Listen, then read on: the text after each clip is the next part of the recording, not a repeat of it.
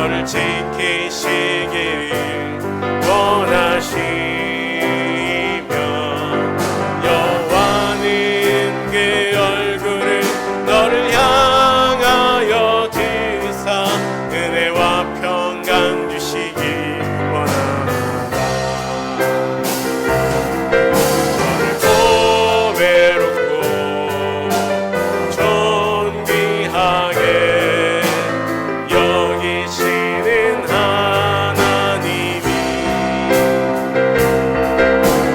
내 삶 속에서 이 약속을 신실하게 이루시리. 땅에 기름진 것으로 하늘에 신령한 것으로 너를 복주시고 지키신 하나님이 너의 영혼 잘 되도록 은혜 베푸시며 평강으로 인도하시리. 평강으로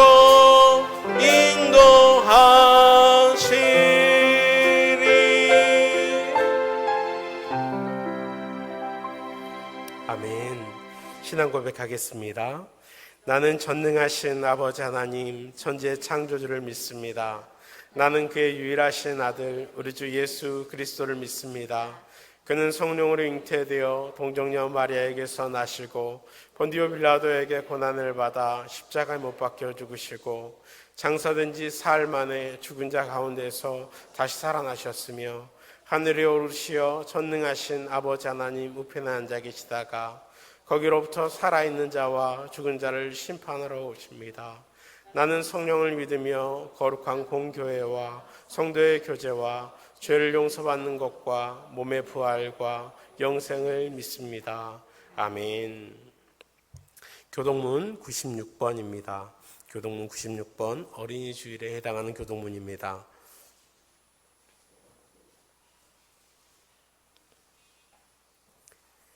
보라, 자식들은 여호와의 기업이요 해의 열매는 그의 상급이로다. 젊은 자의 자식은 장사의 수중의 화살 같으니 이것이 그의 화살통에 가득한 자는 복되도다. 이르시되 진실로 너희에게 이르노니 너희가 돌이켜 어린아이들과 같이 되지 아니하면 결단코 천국에 들어가지 못하리라. 그러므로 누구든지 이 어린아이와 같이 자기를 낮추는 사람이 천국에서 큰 자니라. 또 누구든지 내 이름으로 이런 어린아이 하나를 영접하면 곧 나를 영접함이니 또 아비들아 너희 자녀를 노엽게 하지 말고 오직 주의 교훈과 훈계로 양육하라. 마땅히 행할 길을 아이에게 가르치라. 그리하면 늙어도 그것을 떠나지 아니하리라. 아멘.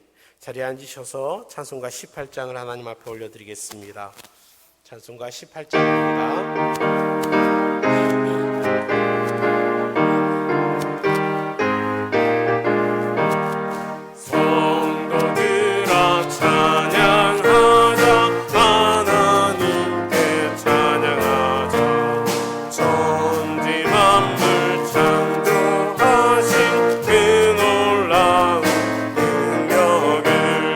우리 함께 소리 높여 하나님께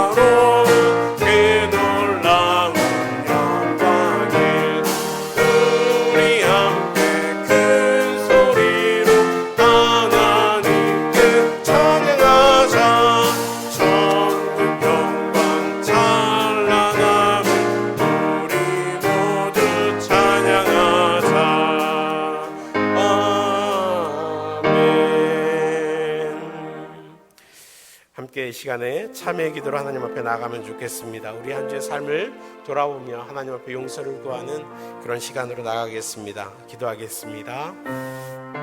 아버지 하나님 감사합니다. 하나님 앞에 하나님의 백성들이 나와서 기도하며 우리의 삶을 돌아보며 용서를 구합니다. 아버지 하나님 말씀하셨던 것들 우리가 생각하고 또 아버지 하나님께서 기억하게 하셨음에도 불구하고 지나쳐버렸던 것들이 참 많이 있습니다. 다른 사람을 미워하고 또 말로 그렇게 실수하여서 험담과 벌뜯었던 그런 모습들도 있습니다.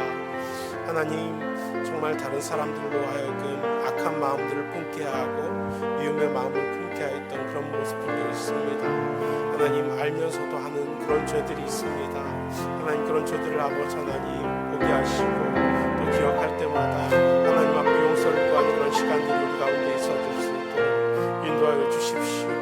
아버지 하나님 치유하시고 회복하시는 분 살리시는 분이심을 고백하오니 주여 이번 주간 모든 하나님 앞에 기도하며 하나님의 뜻을 구하며 살아갈 수 있도록 인도하여 주십시오. 눈물로 회개하며 우리의 죄를 위하여 예수 그리스도의 십자가에 달리셨으니 아버지 하나님 바라볼 수 있도록 인도하여 주십시오. 우리의 죄인의 그 가볍지 않은 생명으로 우리를 원하시고 깨끗게 하시옵소서.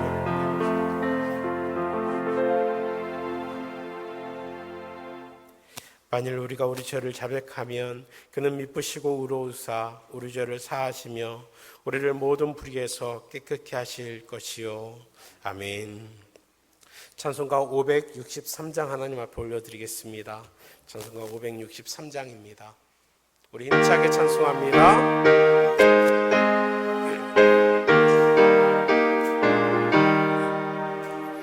예수 사랑하심을 성경에서 배웠네.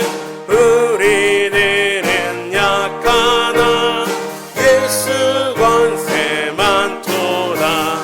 날 사랑하신 날 사랑하신 날 사랑하신 성경에 쓰였네. 나를 사랑하시고 나의 죄를 다 씻어 하늘 문을 여시고 들어가게 하시네. 날 사랑하신 날 사랑하신 날 사랑하신 성경에 쓰였네. 내가 연약할수록 더욱 귀히 여기사 높은 보좌 위에서 낮은 나를 보시네. 날 사랑하신 날 사랑하신 날 사랑하신 성경에 쓰였네. 세상 사는 동안에 나와 함께 하시고 세상 떠나가는 날 천국 가게 하소서. 날 사랑하신 날 사랑하신 날 사랑하신 성경에 쓰였네. 아멘.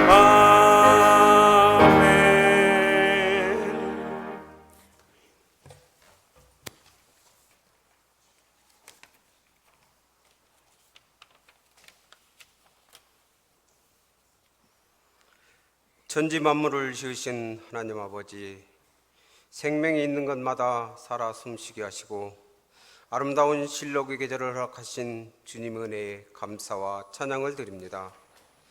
하나님의 구원의 은혜가 없었다면 저희는 아직도 세상의 죄악의 가운데서 어리석게 살아갈 수밖에 없는 저희들이지만 주님의 십자가 보혈로 구원하심에 감사를 드립니다.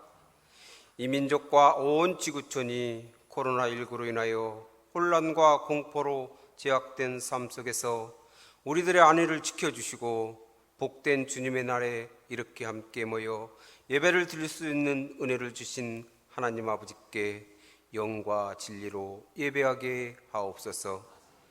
자비로운 주님, 주님의 은혜로 우리나라는 코로나19 확진자가 현저하게 감소되고 사회적 거리두기가 완화되고 있지만 아직도 온 지구촌에 많은 확진자와 사망자가 발생하는 어려운 상황 속에 처해 있습니다. 완전한 해결책을 마련하지 못한 저희들을 긍휼히 여기사 주님께서 확진자들을 치유하여 주시고 코로나19가 완전히 소멸케 하시며 백신이 개발되게 하셔서 침체되어 있는 사회적 안전과 세계 경제가 활성화되기를 간절히 소원합니다. 갈릴리를 사랑하시는 주님, 코로나19로 인하여 예배드리지 못한 우리 교회 학교, 유초등부, 중고등부와 청년부 예배가 속히 드려지므로 신앙이 흔들리지 않게 하시며 이번 기회를 통하여 더욱더 하나님을 인격적으로 만나는 성숙한 믿음으로 도약하는 믿음의 자녀들이 다 될 수 있도록 주님 인도하여 주시옵소서. 각종 사고와 화재, 코로나19 등 많은 재앙이 창궐하는 것은 우리가 하나님의 뜻을 바로 알지 못하고 하나님의 뜻을 조차 행함이 없이 우리의 뜻과 의지대로 살아온 결과임을 알게 하시고 우리가 나아갈 바를 깨닫는 계기가 되게 하여 주시옵소서. 사랑이 많으신 하나님 아버지, 우리에게 부모와 자녀를 주시고 각 가정마다 그 크신 사랑과 은혜를 베풀어 주신 하나님 아버지께 감사를 드립니다.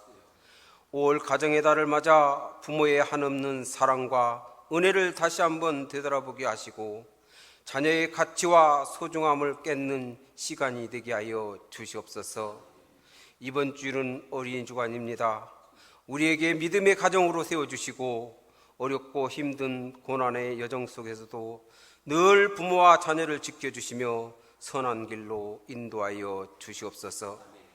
우리가 이 세상을 살아가는 동안 우리 자녀들에게 물질과 세상의 것을 유산으로 물려주기보다 오직 하나님 한 분만을 알게 하여 우리 가정이 중심이 되게 하여 주시옵소서.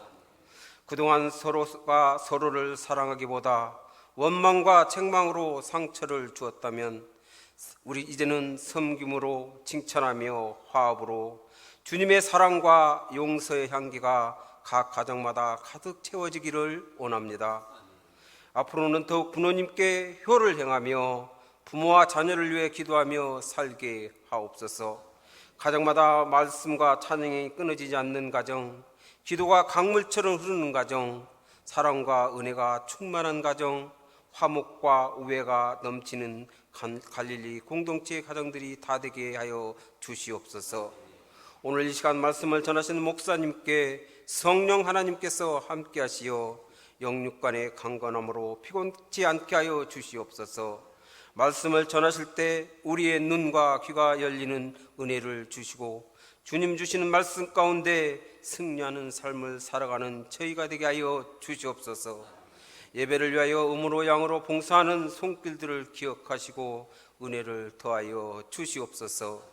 온전한 마음으로 예배에 임하게 하시고 오로지 주님만 의지하고 나온 저희들이오니 하늘의 복을 부어 주실 줄 믿사오며 우리 주 예수 그리스도 이름으로 감사하며 기도드립니다. 아멘.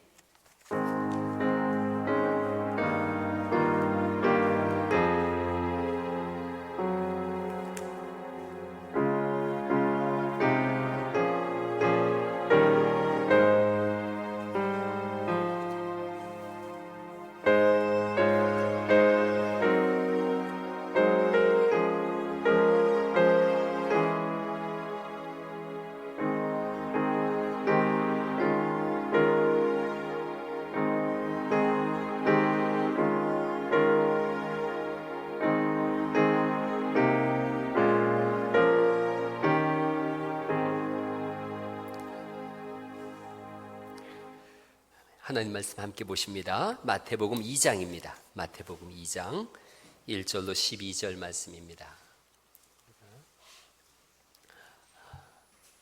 마태복음 2장 1절에서 12절 말씀 계속해서 마태복음을 강의하고 있습니다.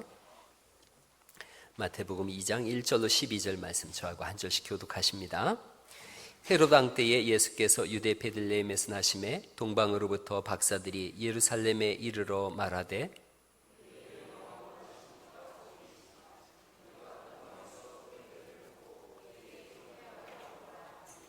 헤롯 왕과 온 예루살렘이 듣고 소동한지라.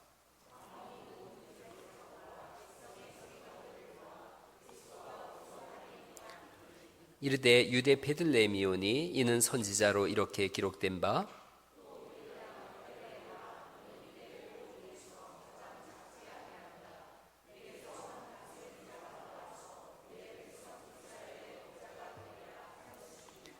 이에 헤롯이 가만히 박사들을 불러 별이 나타난 때를 자세히 묻고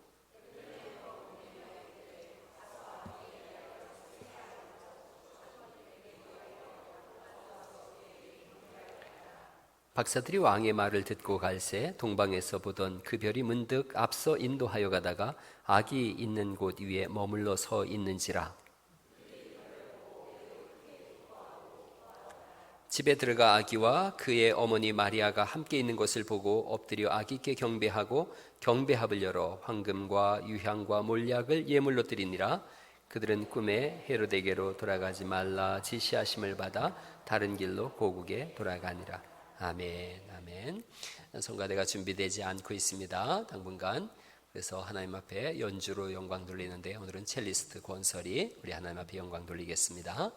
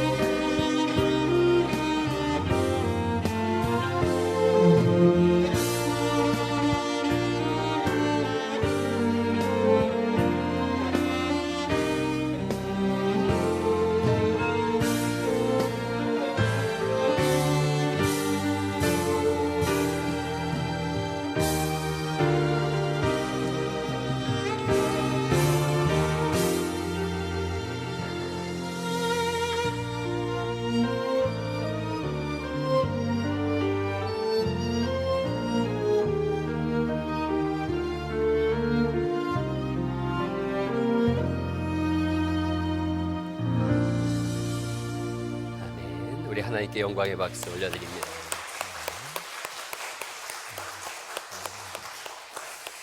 예배 나오신 여러분 주님의 이름으로 환영합니다. 축복합니다. 서로 이렇게 눈인사라도 좀 한번 하셔요. 이렇게 앞뒤 이렇게 보시면서 잘 계셨는가 이렇게 인사 한번 하시기 바랍니다. 너무너무 잘 오셨습니다.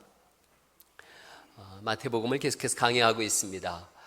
성경은 하나님의 아들이신 예수님께서 베들레헴에서 태어나실 것을 예언하고 있는데 그 예언이 예수님 태어나시기 700년 전입니다. 700년 전에 미가 선지자를 통해서 말씀하고 있는데 미가서 5장 2절에 보면 그런 말씀이 있습니다. 여호와께서 말씀하신다. 쉬운 성경으로 썼는데요. 여호와께서 말씀하신다. 그 다음 같이 한번 읽어볼까요? 시작. 베들레헴 에브라다야, 너는 유다에서 가장 작은 마을 중에 하나이지만 너에게서 이스라엘을 다스릴 자가 나올 것이다. 그는 영원전부터 있는 자이다. 예수님에 관한 예언의 말씀입니다. 그리고 700년 후에 예언이 응답되어집니다. 2장을 넘어가시면 2장 1절을 보실까요? 하나님 말씀 마태복음 2장 1절 말씀 다시 한번 읽어보시죠. 시작. 헤로드 왕 때에 예수께서 유대 베들레헴에서 나심에 동방으로부터 박사들이 예루살렘에 이르러 말하되 이렇게 되어집니다. 예언에 의하면 구원자는 반드시 베들레헴에서 나야 한다. 그리고 메시아는 즉 구원자는 다윗의 후손이어야 한다. 그렇게 되어진 거예요. 다윗의 고향이 베들레헴이거든요. 그래서 다른 지역에서 나면 안 됩니다. 빌립이 그런 고백을 합니다. 요한복음 1장에 나사렛에서 무슨 선한 것이 나겠느냐 이렇게 고백해요. 그 말은 예수님이 나사렛 예수라고 하니까 나사렛에서는 구원자가 안 나는데 베들레헴에서 나는데 그래서 반문하는 거예요. 나사렛에서 무슨 선한 것이 있겠느냐? 예수님은 메시아는 베들레헴에서 나야 되는데 반드시 베들레헴에서 메시아가 태어나야 됐던 거죠. 그래서 2장 다시 한번 보실까요? 4절을 보시면 유대인들이 1차적인 독자거든요. 그들은 다 알고 있는 거죠. 2장 4절 말씀을 다시 읽어볼까요? 시작. 왕이 모든 대제사장과 백성의 서기관들을 모아 그리스도가 어디서 나겠느냐 물으니 5절 또 읽어보죠. 시작. 이는 유대 베들레헴이오니 이는 선지자로 이렇게 기록된 바. 그래서 조금 전에 우리가 읽었던 미가서 5장 2절 말씀이 나오는 거예요. 유대인들의 머릿속에는 아니 구약 성경은 메시아의 기본 자격과 조건은 반드시 베들레헴 출신이어야 되는 거예요. 예수님은 성경대로 오신 분임이 충족되는 모습이 베들레헴에서 태어났다 이런 거죠. 예수님이 베들레헴에서 태어나신 이후에 태어나셨을 때 사람들의 반응이 나옵니다. 반응이 나오는데 첫 번째 반응을 보인 사람들은 경배하러 온 사람들이 있습니다.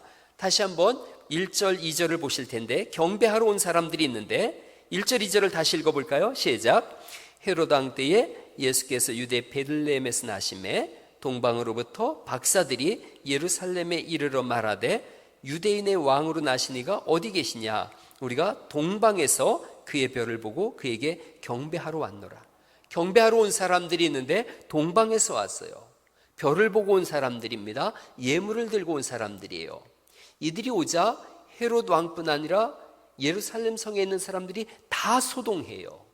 이 동방에서 온 사람들은 누구냐면 거기 보니까 동방 박사 이렇게 되어 있습니다. 여러분 2장 1절에 동방으로부터 박사들이 이렇게 되어 있는데 박사 앞에 뭐라고 써 있어요? 작은 글자로 숫자로 1 그렇게 써 있어요. 주석 성경이에요. 맨 밑으로 내려가 보실까요? 1에 대한 해석이 달려 있죠. 뭐라고 되어 있어요? 점성가들이 이렇게 되어 있습니다. 점성가들이 왔다 이렇게 되어 있어요. 근데 이들은 단순한 점쟁이가 아니에요. 이들에 대한 표현이 마고이라고 하는 사람들이에요. 한번 해보세요. 마고이. 예, 이 마고이는 어떤 사람들이냐면 정치 권력의 한 중심에 서 있는 사람들이에요. 고위 계급자들입니다.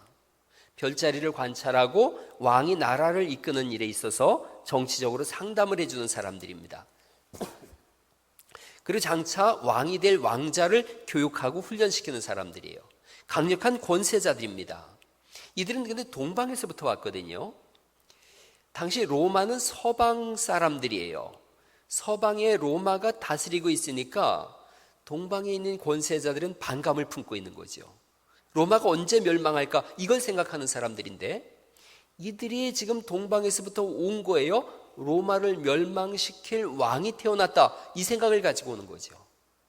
그들이 오니까 로마의 지배에 있던 예루살렘 사람들은 박수를 치는 거죠. 왕이 나왔다고? 로마가 망한다고? 좋아하는 거예요. 헤롯 왕은 근데 또 달라요. 헤롯 왕은 로마가 세운 왕이에요. 그러다 보니까 헤롯 왕도 깜짝 놀라서 로마 망하면 안 되는데, 이 생각을 가지고 있는 거고, 예루살렘 사람들은 로마 망할 때가 됐구나, 이 생각을 가지고 있는 거죠. 중요한 건 지금 경배하러 온 사람들이에요.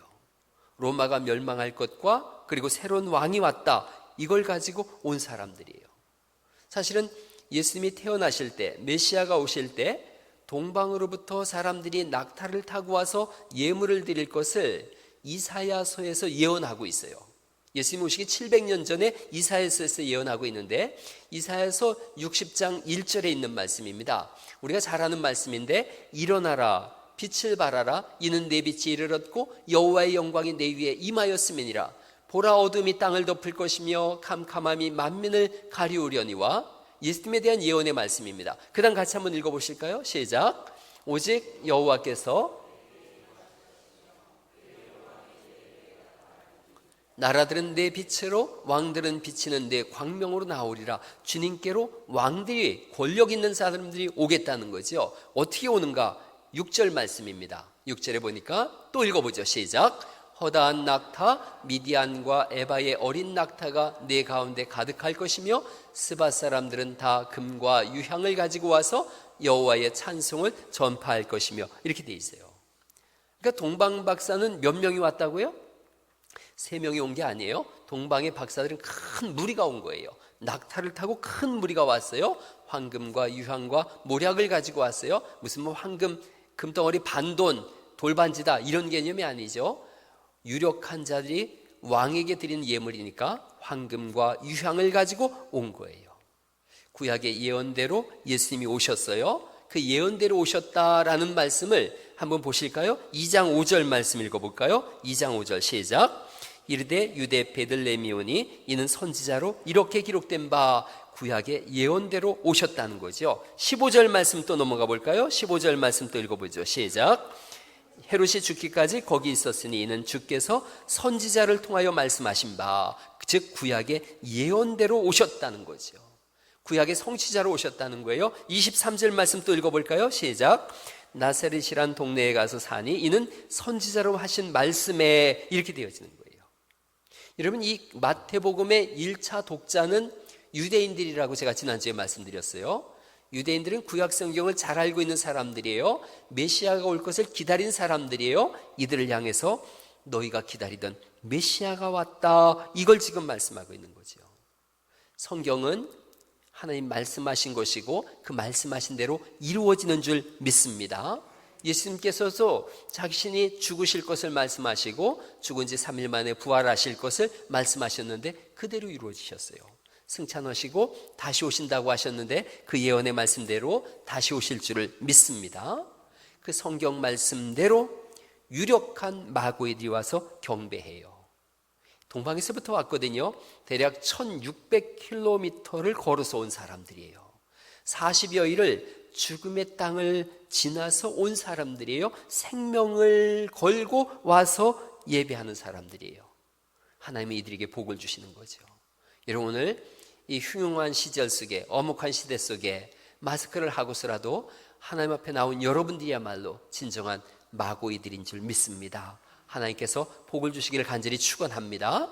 이들에게 하나님이 그렇게 하세요. 그런데 경배하러 온 사람들이 있는가 하면 그 반대편에 서 있는 사람들도 있는 거예요. 예수님을 죽이려고 하는 사람들이에요. 경배하러 온 사람들이 있어요. 예수님을 죽이려고 하는 사람이 있더라는 거죠. 2장 4절을 다시 보실까요? 2장 4절 말씀, 왕이 묻는 거예요. 왕이, 같이 읽어볼까요? 시작. 왕이 모든 대제사장과 백성의 서기관들을 모아 그리스도가 어디서 나겠느냐 물으니, 헤롯 왕이 묻는 거예요. 왜 묻느냐? 죽이려고 묻는 거예요. 예수님을 죽이려고 묻는 거예요. 8절을 보실까요? 이 사람이 가면을 쓰고 얘기하는 거죠. 8절을 또 읽어보죠. 시작. 베들레헴으로 보내며 이르되 가서 아기에게 대하여 자세히 알아보고 찾거든 내게 고하여 나도 가서 그에게 경배하게 하라. 동방의 박사들은 와서 경배한다고 왔어요. 근데 헤롯 왕도 똑같이 얘기하는 거예요. 나도 가서 경배할게. 근데 이 사람의 이면은 속은 죽여야 되겠다. 왕이 났다고 내 자리가 위험하겠는데 저를 죽여서 내 왕권이 계속 이어가게 해야 되겠다. 이 헤롯 왕은 유대인이 아니에요. 에서의 후손인 이두메 사람입니다. 잔인한 사람이에요. 부인이 10명이에요. 자기 큰 첫째 부인 아들한테 왕권을 물려주겠다고 했다가 어느 날 마음이 변했어요. 아들을 죽입니다. 아버지가 아들을 죽여요. 두 번째 아내의 두 아들을 살해해요. 오죽하면 이 당시 속담 중에 헤롯의 아들보다 헤롯의 돼지가 명이 더 길다, 이런 속담이 있었어요. 잔인한 사람이에요. 사람들이 다 알아요. 저놈 나쁜 놈이다. 자기가 죽었을 때 아무도 안 울어줄 것 같거든요. 그러니까 내가 죽을 때 가장 존경받는, 예루살렘 성내에 존경받는 인사 70명을 죽여라. 그런 사람들이 울 거 아니냐. 그렇게 울음을 유발한 사람인 거예요. 나 말고 또 다른 왕이 태어난다고 반드시 죽여야 되겠다. 내가 가서 경배한다고 나도 가서 경배할게. 그러지만 동방박사의 경배와 이 헤롯 왕의 경배라는 단어는 다른 거죠. 나는 죽여야 되겠다. 예수님에 대해서 모르던 사람이 아니에요. 2장 4절에 헤롯 왕이 묻잖아요. 그리스도가 어디서 나겠느냐? 그리스도가 어디서 나겠느냐? 이걸 묻잖아요. 그리스도라는 걸 알고 있거든요. 구원자라는 걸 알고 있어요. 메시아라는 걸 알고 있어요. 그럼에도 불구하고 자신이 누리는 삶이 너무 좋은 거예요. 하늘나라를 외면한 사람인 거예요. 오늘날 많은 사람들이 지금 내가 누리는 삶으로 인해서 하나님 나라를 외면하는 사람들이 얼마나 많은지 몰라요. 천년 만년 살 것처럼 하나님 나라 없이 살려고 그러죠. 시편 90편 1절에 이런 말씀이 있습니다. 우리의 연수가 70이요 강건하면 80이라도 그 연수와 자랑은 수고와 슬픔뿐이요 신속히 가니 우리가 날아가나이다. 세월이 정말 눈 깜짝할 사이에 가는 거예요. 그런데 그 짧은 삶을 누리겠다고 영원한 하나님 나라와 바꿔요. 우리는 이 세상에서 영원히 살 사람들이 아니죠. 그런 찬송 하시잖아요. 죄 많은 이 세상은 내 집 아니네. 내 모든 보화는 저 천국에 있네. 그 찬송을 부르면서도 이 세상에서 영원히 살 사람들처럼 그래서 하는 거예요. 우리는 하나님 나라를 향해 걸어가는 순례자들인 줄 믿습니다. 이 세상은 영원한 하나님 나라를 준비하는 시간이죠. 우리는 하나님께 소망을 두는 사람들이에요. 예수님 믿는 것이 우리의 가장 큰 우선순위인 줄 믿습니다. 예수님이 전부인 사람들이 우린 거예요. 예수님이 아니면 아무것도 아닌 거예요. 헤롯 왕은 메시아가 왔다는 것을 알고 있어요. 그런데도 자기의 왕관을 주님께 바치질 않아요. 헤롯 왕이 이때 자기의 왕관을 벗어서 주님께 바쳤다면 얼마나 영광된 시간이겠어요. 그런데 이 사람은 자신의 육신의 왕관을 지키고자 영원한 멸류관을 거절한 사람이에요. 아주 어리석은 사람이에요. 눈에 보이는 썩고 쇠하고 무너질 것을 얻고자 썩지 않고 쇠하지 않고 멸하지 않는 영원한 하나님 나라를 거절한 사람. 육신의 소욕과 안목의 정욕과 이생의 자랑으로 인해서 하나님 나라를 외면한 사람이에요. 현장 출동 프로그램 중에 그런 프로그램이 있더라고요. 세관의 수사관들이 밀수품을 압수하는 거예요. 그 밀수품을 압수해서 어떻게 하나 봤더니 이걸 파손하고 불태우더라고요. PD가 물은 거예요. 아깝지 않습니까? 거기 보니까 뭐 무슨 똥 무슨 뭐 이런 거 다 있던데요. 명품이랑은 다 있던데 안 아깝나요? 이 사람이 얘기하더라고요. 아깝지요. 그러나 이것이 아까워 보이면 이 자리를 지킬 수 없습니다. 되게 중요한 얘기인 거예요. 세상이 좋아 보이면 믿음을 지킬 수 없어요. 세상의 왕관을 쓰려고 하면 영원한 멸류관을 얻을 수 없어요. 영화 중에 반지의 제왕에 보면 골룸이 있어요. 골룸 하는 골룸이 있어요. 이 사람은 본래 왕자였어요. 반지를 어느 날 얻었어요. 이걸 보면서 여기에 노예가 되어졌어요. 이 욕망의 노예가 돼서 이것만 바라보고 있는 거예요. 굴 속에 들어가서 반지만 바라보고 있는 거예요. 저렇게 골룸으로 변했고요. 나중에 이 반지를 포기하지 못하고 용암 속으로 사라져요. 성경에 나오는 헤롯이야말로 골룸이에요. 우리 근데 속에는 너무나 많은 골룸이 살고 있는 거예요. 하나님의 자리를 차지하고 있고 하나님의 영광을 도적질하고 있고, 그래서 이 골룸만 바라보고 있는, 이 반지만 바라보고 있느라고 주님께 드리는 시간도 물질도 삶도 아까워하더라는 거죠. 사라질 것을 위해서 영원한 것을 포기하는 어리석은 사람이죠. 오늘 예배 속에 여러분 속에 있는 헤롯이 있다면, 골룸이 있다면, 반지가 있다면, 하나님보다 더 사랑하는 것이 있다면 몰아내는 그런 은혜가 있기를 간절히 바랍니다. 헤롯의 결론은 2장 19절입니다. 헤롯의 결론이 2장 19절 말씀 읽어볼까요? 시작. 헤롯이 죽은 후에 주의 사자가 애굽에서 요셉에게 현몽하여 이르되. 헤롯은 죽게 되어져요. 이 사람은 이렇게 욕망 속에서 죽게 되어지지만, 그러나 주의 사자는 여전히 애굽에서 요셉에게 현몽해서 하나님의 일을 이루어가게 하십니다. 오늘 어린이 주일이라고 그렇게 이름 붙여졌어요. 자녀들에게 뭔가를 들려주고 뭔가를 보여줄 것인가. 헤롯은 피 흘린 그 발자취만 보여줬어요. 욕망의 피만 자녀에게 보여줬어요. 그의 후손들이 성경에 나옵니다. 헤롯의 아들이 안디바스인데 자기 동생 빌립인데 빌립의 아내를 뺏어서 삽니다. 그래서 세례 요한을 죽여요. 사도행전 12장에 보면 헤롯 안티바스가 나옵니다. 교회를 박해하고 12사도 중에 하나인 야고보를 죽여요. 그의 종말은 사도행전 12장 23절을 말씀 보니까 주의 손이 그를 치매, 주의 사자가 그를 치매 벌레가 먹어서 죽었다, 이렇게 돼 있어요.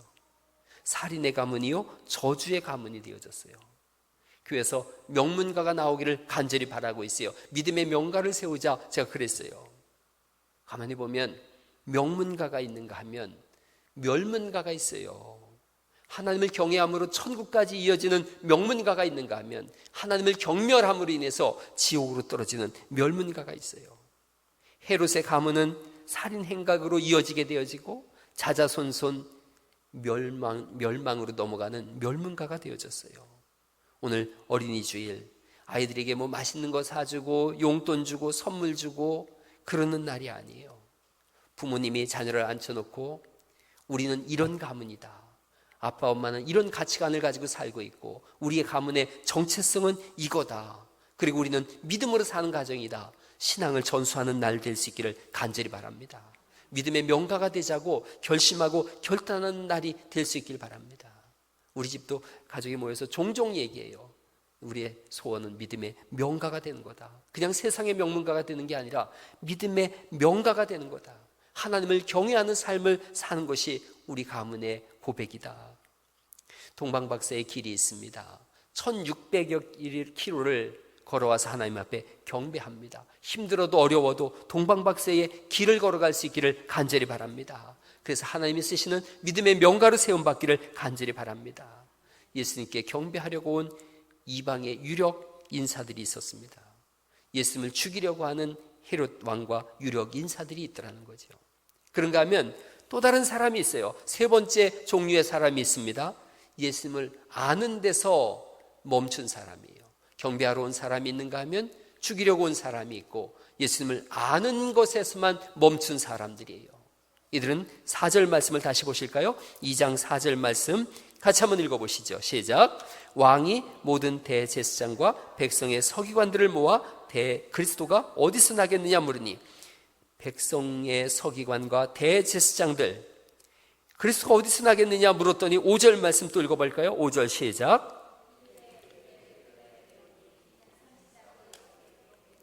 성경을 알고 있는 거예요. 구약을 알고 있는 거예요. 성경을 가르치는 사람들인 거예요. 메시아가 어디서 나는지를 명확하게 알고 있는 사람들인 거예요.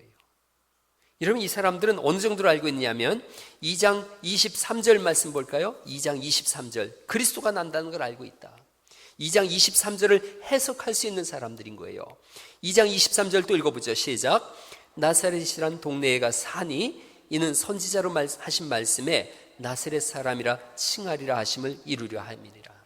메시아가 나신다. 그분이 어떤 분이냐? 나사렛 사람이라고 칭함을 받는 분이다. 여러분, 23절에 나사렛 사람, 그 앞에 혹시 디귿이라고 써 있나요? 저는 디귿이라고 써 있는데, 니은 뭐 디귿, 거기 밑으로 쭉 내려가면은 뭐라고 돼 있어요? 이사야 11장 1절 이렇게 돼 있어요. 이사야 11장 1절은 이새의 줄기에서 한 싹이 나며 그 뿌리에서 한 가지가 나서 결실할 것이요, 이렇게 돼 있어요. 이 말씀과 나사렛이 도대체 뭔 뜻인가? 싹이라고 하는 말의 히브리어는 나체르 하는 거예요. 네체르. 근데 이스라엘어는, 히브리어는 모음이 없고 자음만 있거든요. 그러니까 니은, 시읒, 니을 이렇게만 써놓는 거예요. 그러니까 이것이 나사렛으로 읽을 수도 있고 네세르로 이렇게 읽을 수도 있어요. 싹이란 뜻이에요. 이새의 뿌리에서 싹이 나서 메시아가 오신다. 이새는 다윗의 아버지예요. 그러니까 다윗 자손으로 오신다, 이걸 쓰고 있는 거예요. 유대인들은 다 알고 있어요. 당연히 성경을 연구하는 제사장과 서기관들은 알고 있는 거죠. 메시아가 오셨구나. 그런데 외면하고 있는 거예요. 신학자예요. 율법을 구석구석 알아서 메시아가 어디서 탄생하는지도 다 알고 있어요. 헤롯에게 알려줄 정도의 성경에 박식해요. 그런데 경배하지 않아요. 찾아가지 않아요. 동방박사들은 40일을 걸쳐서 1600km를 온 이방의 사람들인데 정작 성경을 알고 있는 이들은 2시간이면 갈 수 있는 4km밖에 안 되는데 가려고 하지 않는 거예요. 성경은 아는데 성경을 믿질 않는 거예요. 마태복음 13장 44절에 예수님이 하신 비유예요. 천국은 마치 밭에 감추인 보화와 같으니 사람이 이를 발견한 후 숨겨두고 기뻐하며 돌아가서, 보화를 발견했거든요. 밭에 있는 보화를. 자기의 소유를 다 팔아서 그 밭을 샀다. 천국은 마치 좋은 진주를 구하는 장사와 같으니 극히 값진 진주 하나를 발견했어요. 가서, 그 다음 같이 한번 읽어보실래요? 시작. 자기의 소유를 다 팔아 그 진주를 사느니라. 여러분, 이게 진주를 만난 사람인 거예요. 보화를 만난 사람인 거예요. 진짜를 발견하면 움직이는 거지요. 그런데 이들은 진짜를 봤는데도 믿질 않는 거예요. 외면하는 거예요. 여러분, 우리가 예배를 하고 있어요. 예배하면서 오랫동안 예배하다 보니까 어느 순간 예배의 매너리즘에 빠진 거예요. 습관화되어진 거예요. 그래서 이 서기관과 대제사장 같이 뜨뜻미지근하게 그냥 예배 한번 때우러 갈까? 이러지는 않는가? 어떤 사람들은 1600km를 생명을 걸고 와서 경배하고 있고, 어떤 사람은 예수를 죽이려고 하고 있고, 똑같이 앉아있지만 어떤 사람들은 예수님을 예배하지 않더라는 거죠. 여러분, 이 코로나19 이전과 이후로 바뀌었다 그래요. 코로나는 C니까 BC와 AC로 바뀌었다, 나뉘어졌다. 코로나 이전과 이후로 너무나 많은 것이 바뀌었어요. 교회도 바뀌었어요. 우리는 언제나 이렇게 모여서 예배할 줄 알았어요. 언제나 악수를 쉽게 할 줄 알았고, 언제나 밥 먹을까요? 그리고 밥 먹을 줄 알았어요. 그런데 거의 2달여 동안에 이 코로나19로 인해서 뚝뚝 떨어져서 앉아야 되고, 뭐 이렇게 악수도 이렇게 못하고 주먹으로다가 주먹질이나 했었고, 어떤 요즘은 발로다가 이렇게 발길질하는 그런 인사가 되어지고, 같이 밥 먹기도 어렵고, 그래서 정작 돌봄이 필요한 아픈 분들은 찾아가질 못하는 거예요. 제가 혹시나 싶어서 오늘 기침만 해도 괜히 눈치 보이고, 이런 세상이 올 줄 누가 알았겠어요. 지난주에 제가 원로 목사님 한 분을 뵀는데 평생에 이런 일이 있을 줄 꿈에도 몰랐다는 거예요. 그런데 이것이 우리에게 좋은 점이 되어졌어요. 그저 늘 습관적으로 예배했었는데 경각심이 드는 거예요. 예배하기 어려운 때도 올 수 있겠구나. 정신이 바짝 드는 거죠. 다시 예배를 시작해야 되겠구나. 여러분, 예배의 습관화에 빠지지 않고 모든 예배가 동방박사처럼 나는 경배하러 가노라, 그런 간절한 그런 마음이 있기를 간절히 바랍니다. 오늘 제가 예배 끝나면서 부를 찬송인데 우리의 고백인 것 같아요. 내가 처음 주를 만났을 때라는 고백이 있어요. 이 찬송이 이렇게 되어져요. 내가 처음 주를 만났을 때 외롭고도 쓸쓸한 모습, 말없이 홀로 걸어가신 길은 영광을 다 버린 나그네, 정녕 그분이 내 형제 구원했나? 나의 영혼도 구원하려나? 의심 많은 도마처럼 물었네. 내가 주를 처음 만난 날. 주님을 만나고 행복하고 감격이 있었고 예배가 있었고 찬송이 있었어요. 근데 세월이 지나가면서 믿음이 식어진 거예요. 그때 아픔이 오고 믿음이 식어졌을 때 다시 부르는 거죠. 내가 다시 주를 만났을 때. 죄악으로 몹쓸 병든 몸 조용히 내 손잡아 이끄시며 병든 자여 일어나거라. 눈물 흘리며 참회하였었네. 그 다음 같이 한번 읽어볼까요? 시작. 나의 믿음이 뜨거웠었네. 그러나 죄악이 나를 삼키고 내 영혼 갈 길을 잃었네. 또 넘어지고 또 쓰러지는 거지요. 오늘 우리 가운데 이런 분들이 있다면 회복의 역사가 있기를 간절히 바랍니다. 예배 속에서 다시 믿음을 세우는 거지요. 그래서 이런 고백을 하는 거예요. 내가 이제 주를 만남으로 죽음의 빌 벗어나려네. 변찮는 은혜와 사랑 베푸신 그분만이 나의 구세주. 주 예수 따라 항상 살리로다. 십자가 지고 따라가리라. 같이 또 읽어보죠. 시작. 할렐루야. 주를 만난 이 기쁨 영광의 찬송을 돌리리. 세 종류의 사람이 있어요. 경배하는 신앙이 있는가 하면 죽이려는 헤롯이 있고 알고도 외면하는 아는 데서 멈춘 사람이 있어요. 이들의 반응은 모든 것을 다 바꿔놨어요. 외면한 사람들과 죽이려고 하는 이 헤롯의 모습은 마태복음 8장 11절 말씀인데요. 어떤 결론을 내리냐면 너희에게 이르노니 동서로부터 많은 사람이 이르러 아브라함과 이삭과 야곱과 함께 천국에 앉으려니와. 경배하러 온 사람들이죠. 이방 사람들이라도 다 천국에 앉겠지만 그 나라의 본 자손들은 바깥 어두운 데 쫓겨나 거기서 울며 이를 갈게 되리라. 이렇게 말씀하세요.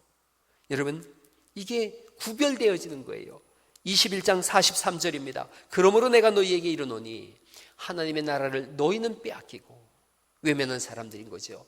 그 나라에 열매 맺는 백성이 받으리라. 이 돌 위에 떨어지는 자는 깨지겠고, 이 돌은 그리스도 예수님을 말씀하세요. 이 돌이 사람 위에 떨어지면 그를 가루로 만들어 흩트리라 하시니 대제사장들과 바리새인들이 예수의 비유를 듣고 자기들을 가리켜 말씀하심인 줄 알았다. 이렇게 돼 있어요. 그래서 끝까지 믿지 않고 외면하는 사람들에 대한 결론이 요한계시록 20장 9절에 나옵니다. 같이 한번 요한계시록 20장 9절을 읽어보십니다. 시작. 그들이 지면에 널리 퍼져 성도들의 진과 사랑하시는 성을 두루매 하늘에서 불이 내려와 그들을 태워버리고 또 그들을 미혹하는 마귀가 불과 유황 못에 던져지니 거기는 그 짐승과 거짓 선지자도 있어 세세토록 밤낮 괴로움을 받으리라. 예수님을 믿지 않는 사람들의 결론이에요. 여러분, 오늘날 우리가 예수님 믿어도 되고 안 믿어도 되고 그런 문제가 아닌 거예요. 뭐 종교는 뭐 자유다, 이게 아니에요. 예수님을 믿고 안 믿고는 삶과 죽음을 결론 짓습니다. 그 가는 길을 다르게 합니다. 그러면 이방에서 오고 생명을 걸고 오고 오늘 이렇게 나와서 예배하는 여러분들의 결론은 어떻게 되는가? 우리의 결론은 어떻게 되는가? 그 유명한 14만 4천 명이 요한계시록 17장에 나옵니다. 그 14만 4천은 이단 신천지에서 말하는 그런 사람들이 아니에요. 계시록 7장 4절에 있는 말씀인데 내가 인침을 받은 자의 수를 들으니 이스라엘 자손의 각 지파 중에서 인침을 받은 자들이 14만 4천이니 14만 4천을 성경이 말씀하고 있고 성경은 계속해서 그 사람들이 누군지를 해석해 주고 있어요. 7장 9절로 볼까요? 7장 9절에 이후에 내가 보니 각 나라와 족속과 백성과 방언에서 14만 4천을 그 다음에 이렇게 해석해 주고 있어요. 아무도 능히 셀 수 없는 큰 물이, 그게 14만 4천이에요. 능히 셀 수 없는 큰 물이 나와서 뭘 입었어요? 흰옷을 입었어요. 손에 종려나무를 들고 보좌 앞과 어린 양 앞에 서서 찬송하는 사람들이에요. 구약의 12지파, 신약의 12제자에 속한 사람들 14만 4천 명은 셀 수 없는 큰 물이다. 흰옷을 입은 사람들이다. 그럼 누가 흰옷을 입나? 7장 13절 말씀에 그 흰옷 입은 사람들을 또 해석해 줍니다. 장로 중 하나가 응답하여 나에게 이르되 이 흰옷 입은 자들이 누구며 또 어디서 왔느냐 그랬더니 내가 말하기를 내 주여 당신이 아시나이다 하니 주님께서 알려주시는 거죠. 노란 글자 한번 읽어볼까요? 이는 거기 읽어볼까요? 시작. 이는 큰 환난에서 나오는 자들인데 어린 양의 피에 그 옷을 씻어 희게 하였느니라. 순교자들을 말씀하고 있고 그리스도 예수님의 보배로운 피로 깨끗하게 된 사람들이며 오늘날 예수님 믿는 우리들을 말씀하고 있는 줄 믿습니다. 그들을 14만 4천이라고 말씀하고 있고 흰옷 입은 사람들이라고 말씀하고 있고 셀 수 없는 큰 무리들이라고 말씀하고 있고 예수 그리스도의 보배로운 피로 씻어서 깨끗하게 된 의롭다고 하는 사람들이에요. 이들의 결국, 그럼 우리의 결국은 어떤가? 계시록 7장 16절에 우리의 결론을 말씀하고 있는데 그들이 다시는 줄이지도 아니하며 목마르지도 아니하고 해나 아무 뜨거운 기운에 상하지도 아니하리니 17절 말씀 읽어보죠. 시작. 이는 보좌 가운데 계신 어린 양이 그들의 목자가 되사 생명수샘으로 인도하시고 하나님께서 그들의 눈에서 모든 눈물을 씻어주실 것입니다. 여러분 속에 이런 복이 있기를 간절히 바랍니다. 우리의 궁극적인 모습은 20장 4절에 나옵니다. 계시록 20장 4절에 우리의 궁극적인 모습이 나오는데 또 내가 보좌들을 보니 거기 앉은 자들이 있어 심판하는 권세를 받았더라. 우리가 심판하는 권세를 받은 사람들이라고 말씀하고 있고 우리는 어떤 사람들인가? 예수의 증거와 하나님의 말씀을 인하여 목배임을 받은 자들의 영혼과 순교자들이지요. 또 짐승과 그의 우상에게 경배하지 아니하고 이마와 손에 그의 표를 받지 아니한 자들이다. 우상을 섬기지 않고 하나님을 섬기는 사람들인데 우리는 그 맨 밑에 글자 같이 읽어볼까요? 시작. 살아서 그리스도로 더불어 1000년 동안 왕노릇하니.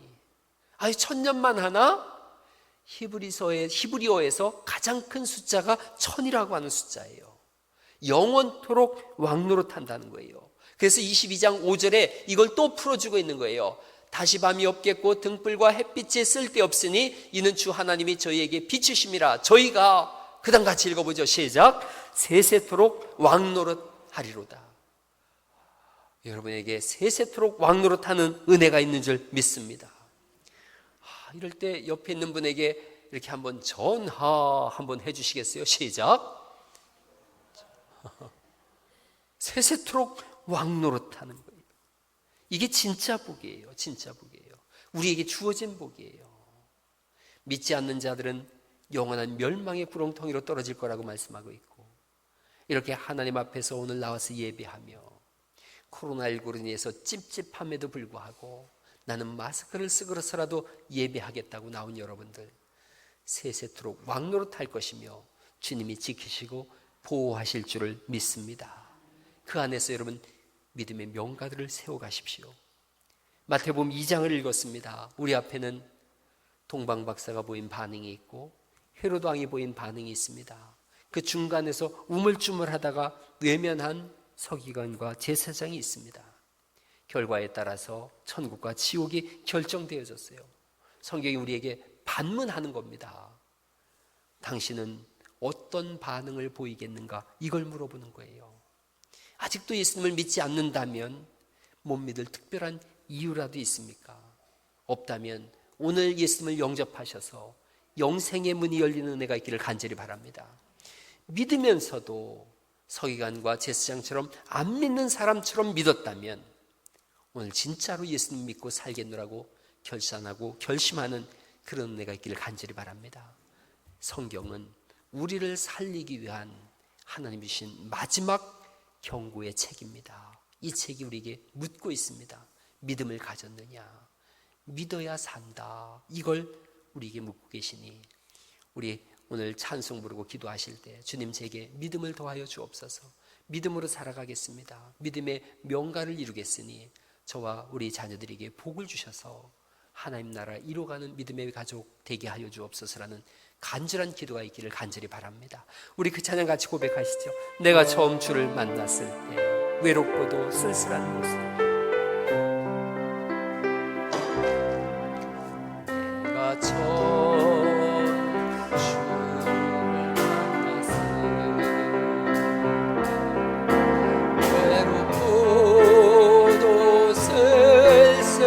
모습 말없이 홀로 걸어가신 길은 영광을 다 버린 나그네 성령 그분이 내 형제 구원해 나의 영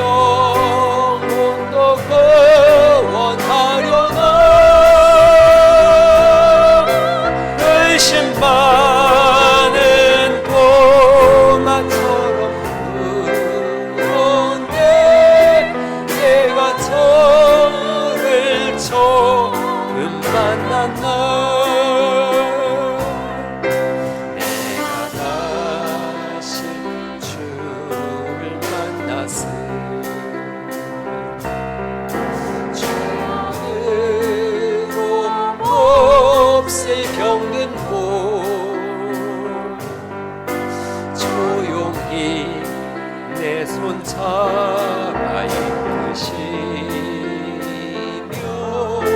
병든 자여 일어나거라.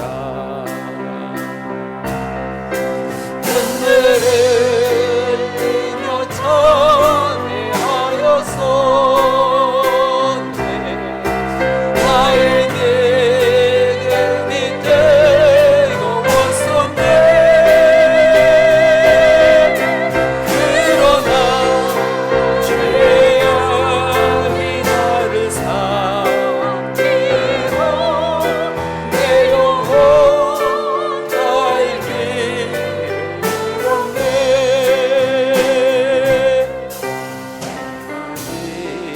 이제 주를 만남으로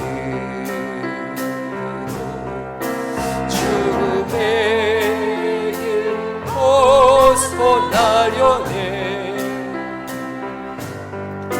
편찮은 은혜와 사랑 베푸신 주는 나의 구세주. 예수 따라 항상 살리로다. 십자가 지고 떠나가리라. 할렐루야 주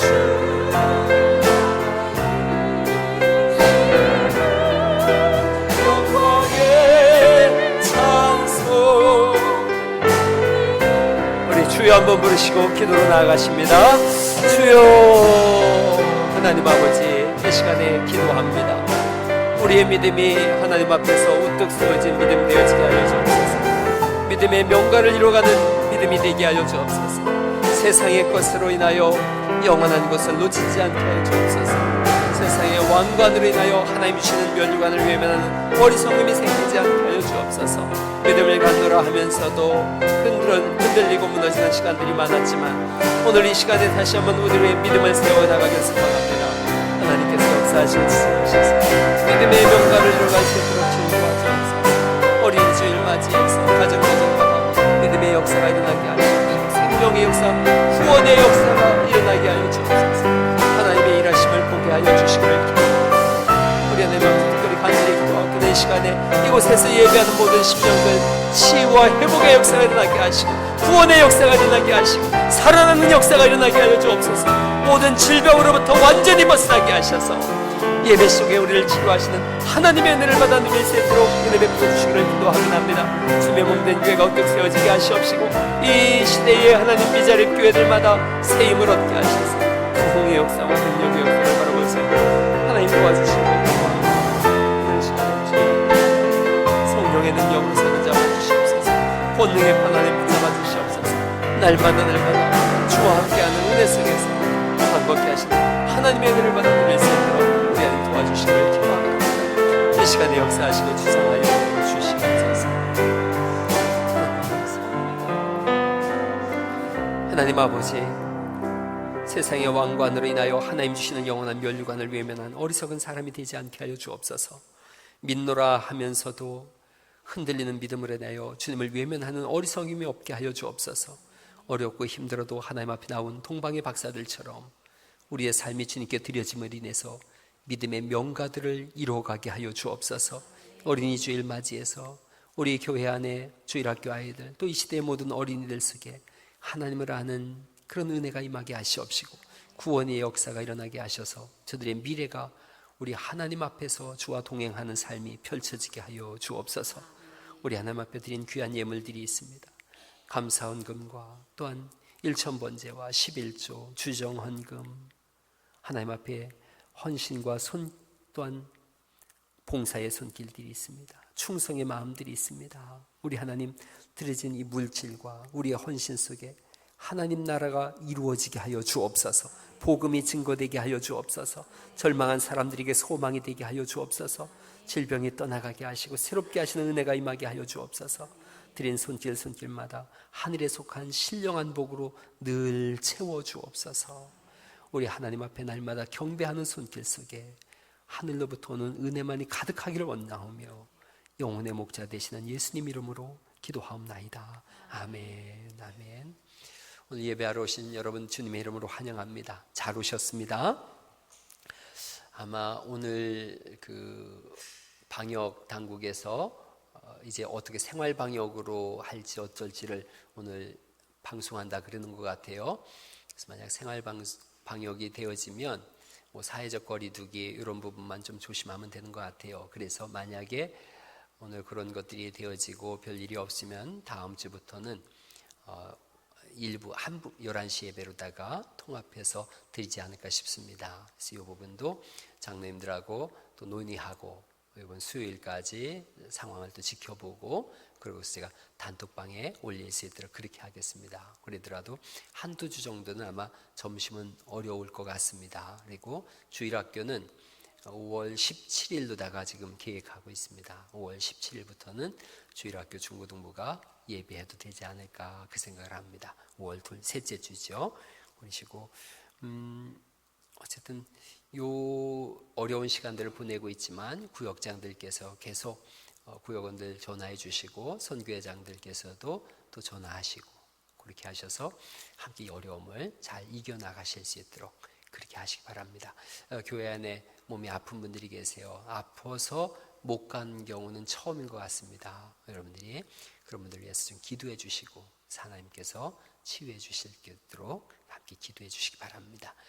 다음 주에는 다 같이 예배할 수 있도록 아마 마스크를 벗고 마음껏 찬송할 수 있도록 그렇게 기도해 주시면 좋겠습니다. 너무 잘 오셨고요. 우리 다 같이 일어나셔서 주기도문 찬송과 축도의 예배를 마치겠습니다.